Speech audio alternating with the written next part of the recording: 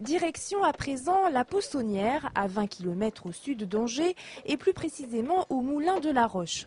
Dimanche prochain, ce moulin à vent ouvrira ses portes aux visiteurs à l'occasion du printemps des moulins. 12 autres moulins de la région participent à l'opération. Les pays de la Loire sont particulièrement riches en la matière. La région en a compté jusqu'à 2000 en 1850. Avant l'arrivée des machines à vapeur, la région, riche en terres céréalières, était un peu le grenier à pain de la France. Aujourd'hui, une association se bat pour restaurer ces vestiges du passé. Depuis 1975, les Amis des Moulins de l'Anjou ont rénové 42 moulins.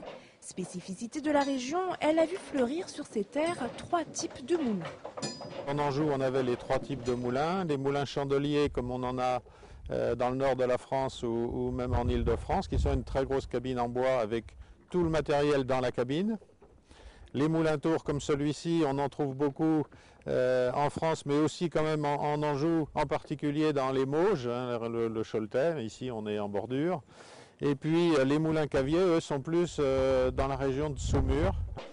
Pour Eudes, le propriétaire, ce moulin est avant tout une histoire de famille.